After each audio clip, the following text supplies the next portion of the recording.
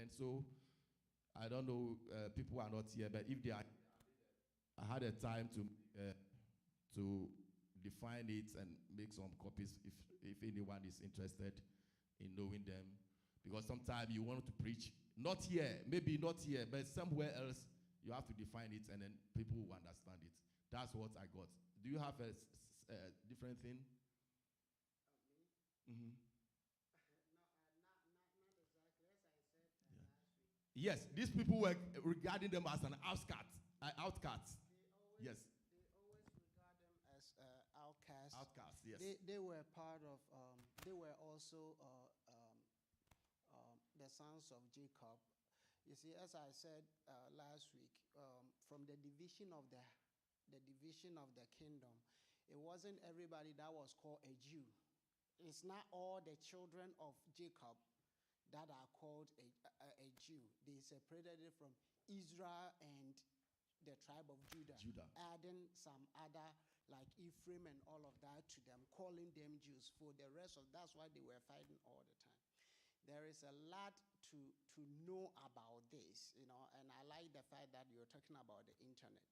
You see, we cannot, with the type of questions that the worldly people ask or the atheists and non-believers ask us, we just don't have to all the time spiritualize everything and then just say things the way we feel like. There are resources online that we can learn.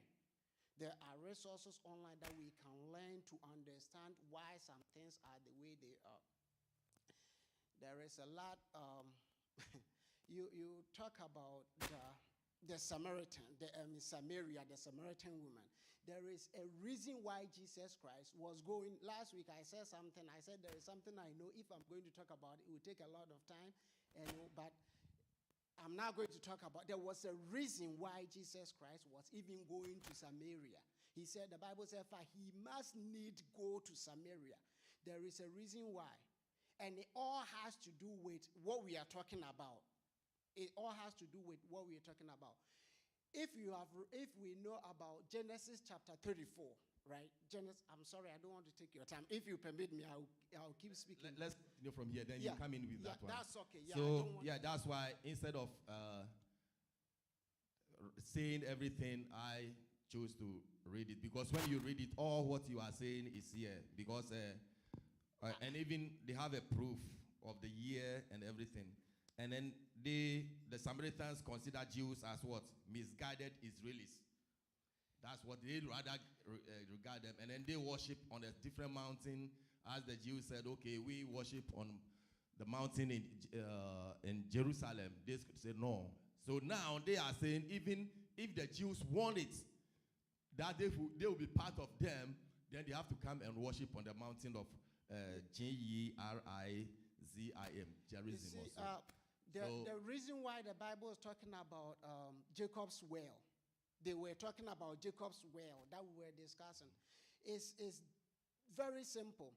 We know that Jacob went to live, like I was saying, Genesis chapter 34, Jacob went to live on the land of Shechem, which there is a person called Shechem. The Bible said that he lived in Succoth, something like that, Succoth. That is where he had his well. And it was the same place that the priest of that town, or the king, who is Ammon, something like that, his son named Shechem, the same person. His name, he went to take Dinah and rape her, the sister of them. And they killed, Levi and Simon killed all of them. Yeah, that's a story when it was the same place that they were living. And then killed all of them. And then they were trying to plan against them, and they have to flee. Exactly. It was the same place that he had the well. And it was the same place that when the northern kingdom and southern kingdom divided, the northern kingdom led by Jeroboam.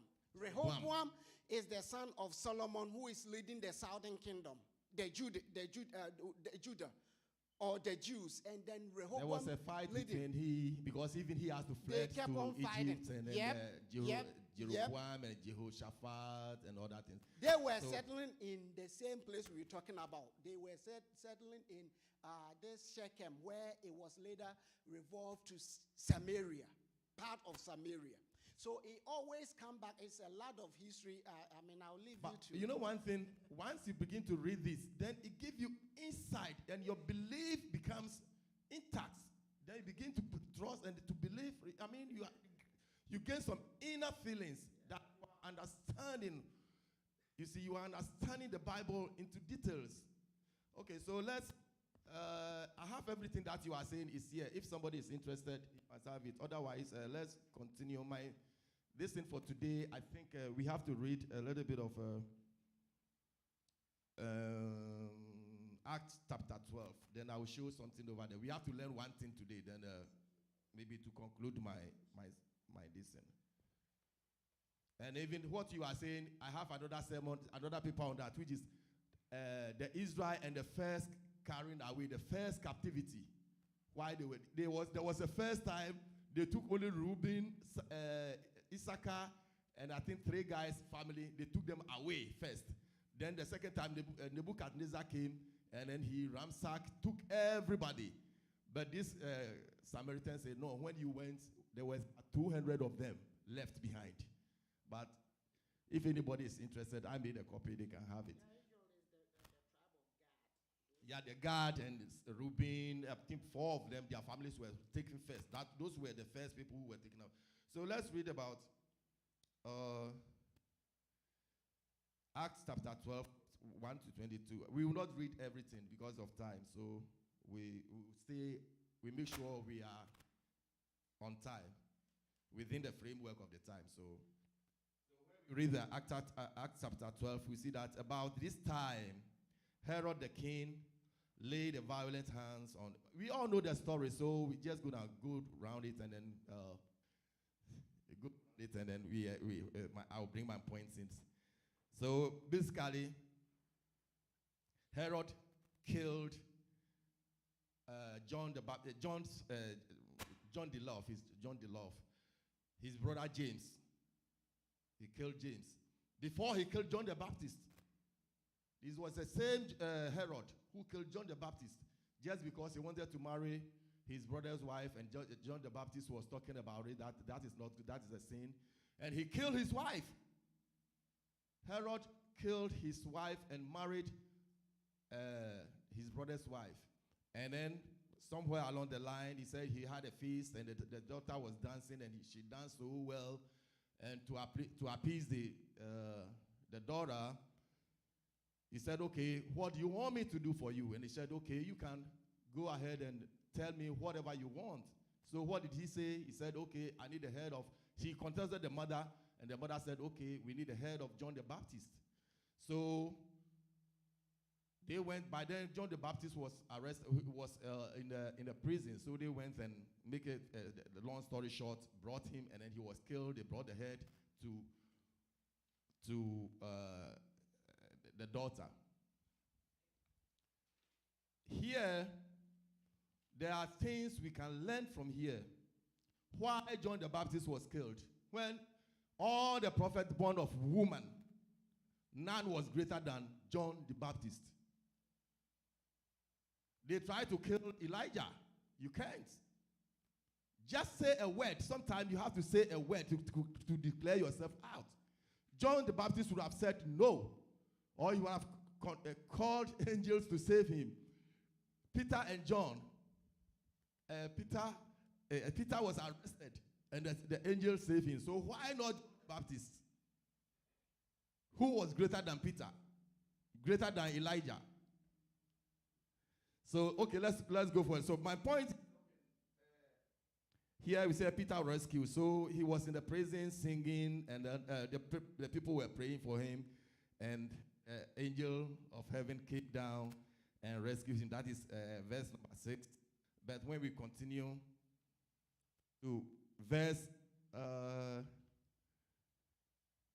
so he went to the house of, when he was first released, he went to the house of Mary. Mary was there.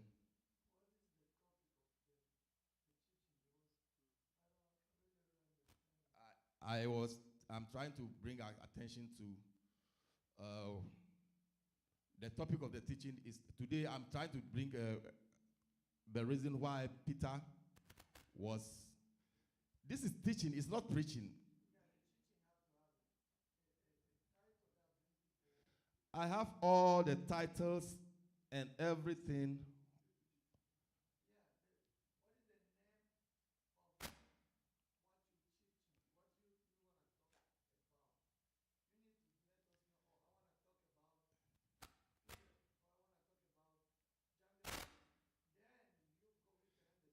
Here, the 12 talk about Peter. He talk about John the Baptist.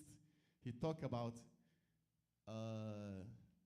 the daughter who requested the head. The theme or the title. Here, I said, if you have a copy, I said, James killed and Peter imprisoned. That is the title. It's right here. James was killed and Peter was imprisoned. It's right on it. You don't need any clarification. If you need a copy, I can give you. I have a copy. I made a copies of it.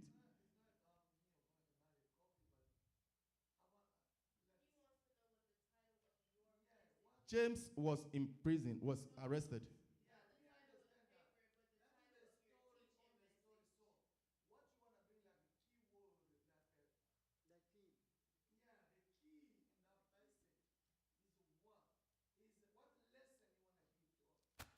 The lesson I want to give you to it is coming.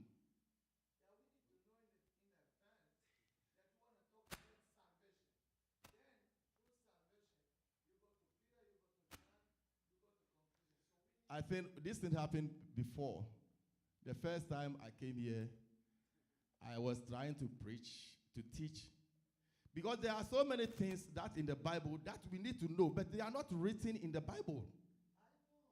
So when we are teaching, if you ask me to preach, then I made an extension of what the title and the topic you are talking. Last week we made the title, and I said, okay, I give only one example.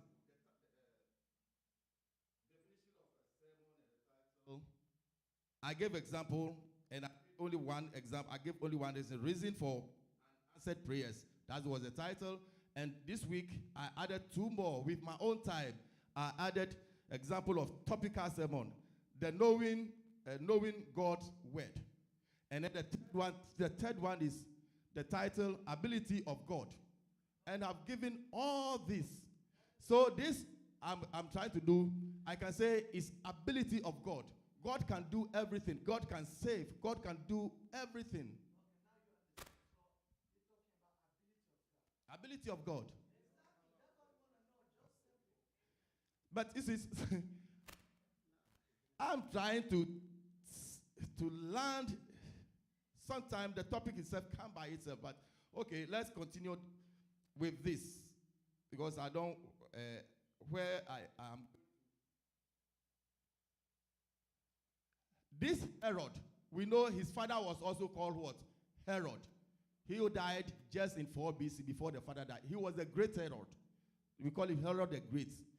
He died, and this Herod came. And this Herod, those days killing was like a lifestyle, like killing everybody. Just killing, and killing. So this Herod killed a lot of people. He killed James, right? He killed Stephen. He was even though he wasn't the person who killed him, but it was his tenure. He was in the office when Stephen was stoned to death. You see, so this is like killing became, when you can kill a lot of people, you are rather giving the praise that you are killing people. Yes, you are good. So I'm trying to say, okay, the ability of God, God has the ability to stop it. But why God not doing that? That's why I say, why God not saving John the Baptist? But he saved Peter, because Peter was put in jail to be killed. And I have the writings here. That's, I said, John 12. Why not saving John, but you save Peter? Okay, when I finish, then I will give you time to question. Let's read number 18. Can you read 18 for me? You have the mic. Acts chapter Yeah, verse 18. 18 says that. Now, as soon as it was day, there was a no small stir among the soldiers. What was become of Peter? And when Herod had sought for him, he found him not. He examined the keepers and commanded that they should be put to death. And he went down from Judea to Caesarea and there abode. And Herod was highly displeased with them of Tyre and Sidon. Oh, where you are reading now? Yeah, okay. At the line, he went down from Judea to Caesarea. Yeah. Okay. And then the death of Herod is where you are reading now. You are reading 20 right now. Yes. Okay. Should I continue or no? Let's hold on to that. Okay. Okay. Then come to 21. 21. Okay. And upon a said day, Herod, arrayed in royal apparel, sat upon his throne and made an oration unto them. Continue. Yeah, continue. And the people gave a shout, saying, It is the voice of a God and not a man. And immediately the angel of the Lord smote him, because he gave not glory to God, and he was eaten up of worm, and, yes, and gave up the ghost. Okay. So we see the 23rd. 20 said, immediately an angel of the Lord struck him down. So when we are preaching, I'm a teaching, I'm not preaching. When we are preaching, nobody goes in line by line. You see, when we are preaching, the people, you know that 80% of the congregation, when you come here and you preach, they go home, nobody read the Bible anymore. Over 80%. So they listen to what you have told them. That is what they believe in. And then they have faith in you. And one thing is, you do not have to lie, or you do not have to change the word of God. Let it be pure. When you decide you have about 2,000 or 1,000 congregation, and you are preaching to your own self-reliance, you are using your own mentality to tell the people. They believe in what you are saying, but one day when they find out that whatever you are teaching is a false teaching, it's a false teaching, because God has the ability of doing everything. So here, nobody is going to what you've said. You see, when you read here, you said you read on the 20, the 18, you said he moved from where? He moved from Judea to where? To Caesarea. Who is going to read about who is going to look about that? All that the people who are sitting there are looking for is that Herod died, and immediately he was eaten by what? By worms. And is that what happened? That is what happened in the Bible. It happened. It's true. There's no lie to it. Was it happen immediately? They forgot that here. Go back to 19. They said, after that, he executed the people. And just after he executed the soldiers over there, we don't know how many numbers of soldiers, but a lot of them. But they said he was chained between two soldiers. But a lot of them were executed because he like killing people. And he moved from Judea to Caesarea. How long? The question I want to ask is, how long? After Peter was rescued, if you are preaching, you said, okay, and then Herod had a feast, and immediately he was eaten by a worm. That is what you are telling the people. But in order, because nobody is going through line by line. But if you go through line by line, after he killed them, he went to where? Caesarea. How long was he there? And also, where we read, we said John the Baptist was killed. What was the name of the girl who was killed? The question I'm giving you, you find it out and come and give me.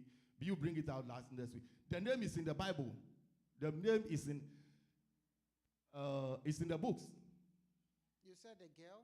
Yeah, the girl he said Herodias. No, that is not Herodias. Herodias also. He has a name. The girl who danced And then he requested the head of John the Baptist. His name is there. Is it here that we are talking or somewhere else? Because no, it's in the, when you read the killing of John the Baptist, here it said. Yeah, that one I know. Okay. I don't know. I mean, yeah, okay. I'm a little confused. Yeah. I mean, the girl who danced. You know, we said Herod had a feast and his daughter danced. Yeah, and then he requested the head of John the Baptist. So let's leave that. But let me give it to you. He moved from Judea to Caesarea, and he stayed there for how long? 5 years. Then on an appointed day, you see, on an appointed day, he had a feast because there was a problem between the people from Tyre and Sidon. But when you read 22, and the people were shouting, this is the voice of what? God is small God, a small g. That means it's an idol. They were shouting, yeah, this is the voice of